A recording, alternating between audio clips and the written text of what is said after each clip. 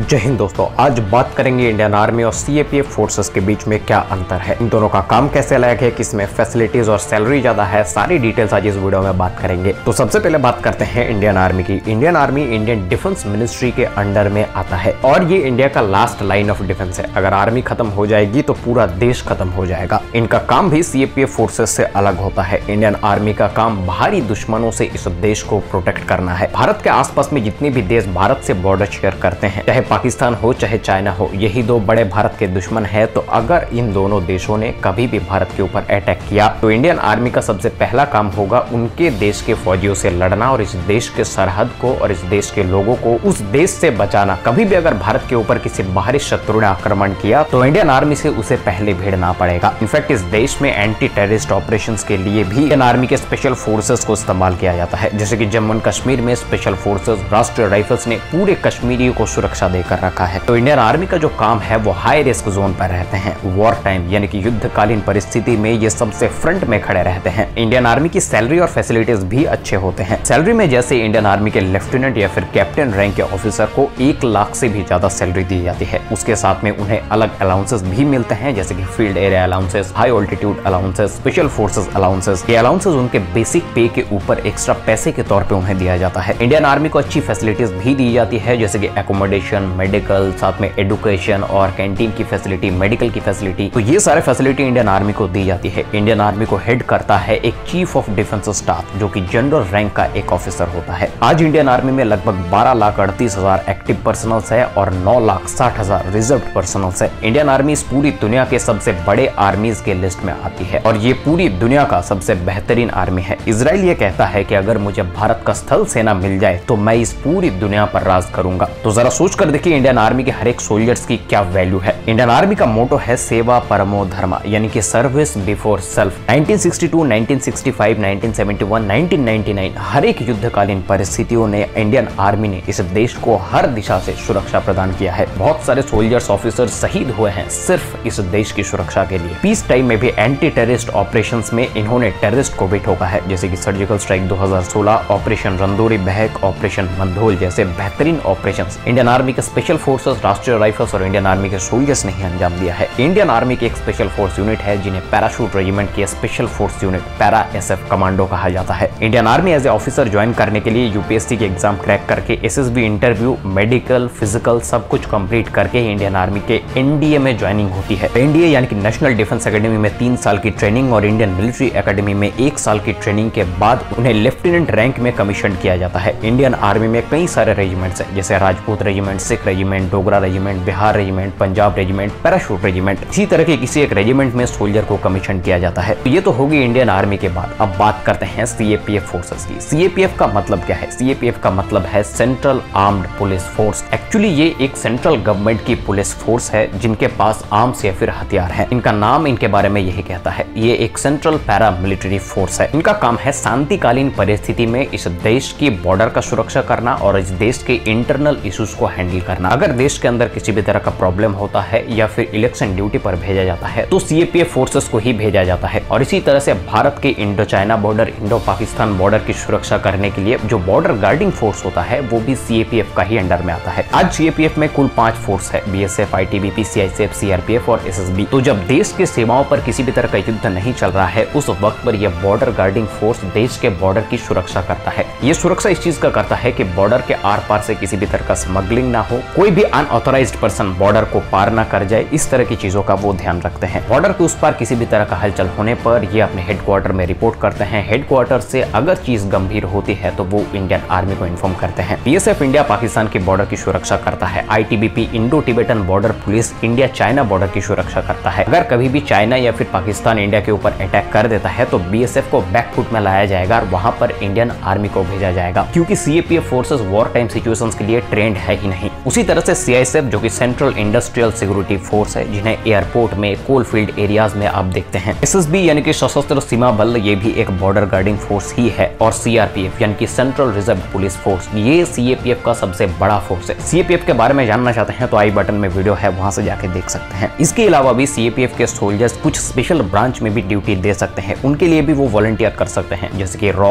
SPG commando, national investigation agency, NSG, national disaster response force force, इस तरह के forces में सीएपीएफ से सोल्जर्स जा सकते हैं। एनएसजी अगर वो ज्वाइन करते हैं तो वो स्पेशल रेंजर ग्रुप का पार्ट बनेंगे। सीएपीएफ फोर्सेज के अंडर में आने वाली सीआरपीएफ में कोबरा कमांडोज है, बीएसएफ में क्रोकोडाइल कमांडोज है, सीआईएसएफ में निंजा कमांडोज है। ये एक्चुअली एक एलीट कमांडो यूनिट है इन सब फोर्सेज का। सीएपीएफ फोर्सेज की ट्रेनिंग की अगर बात करें तो इनका ट्रेनिंग पुलिस से थोड़ा ज्यादा होता है, हार्ड होता है और आर्मी से कम होता है। आर्मी की ट्रेनिंग एक वॉर टाइम सिचुएशंस के लिए है, इनकी ट्रेनिंग देश के अंदर की सिचुएशंस को हैंडल करने के लिए है। इनकी ट्रेनिंग की ड्यूरेशन 6 मंथ, 9 मंथ, 12 मंथ, अलग अलग तरीके की ट्रेनिंग इन्हें दी जाती है। सीएपीएफ की असिस्टेंट कमांडेंट इक्विवेलेंट रैंक है इंडियन आर्मी के कैप्टन रैंक की, इसीलिए दोनों की फैसिलिटीज और सैलरीज भी मोर और लेस सेम ही है। इनको भी मेडिकल की फैसिलिटी, कैंटीन की फैसिलिटी दी जाती है। सीएपीएफ फोर्सेस का काम इंडियन आर्मी से काफी लो रिस्क जोन पर होता है। सीएपीएफ के अंडर में आने वाली किसी भी फोर्सेस में ऑफिसर रैंक में ज्वाइन करने के लिए यूपीएससी से एग्जाम क्लियर करके, फिजिकल फिटनेस, मेडिकल को क्लियर करके तभी जाया जा सकता है। उसी तरह से अगर आप लोअर रैंक या फिर सोल्जर के तौर पे ज्वाइन करना चाहते हैं तो आपको एसएससी एग्जाम क्रॉस करके ही वहां पर जाना है। एसएससी का एग्जाम यूपीएससी के एग्जाम से कंपेटिटिवली थोड़ा कम टफ होता है। तो यही था सीएपीएफ और इंडियन आर्मी के बीच में डिफरेंस। सीएपीएफ के अंडर में काफी सारे फोर्सेस हैं, वो भी कैमोफ्लेज ड्रेस में रहते हैं,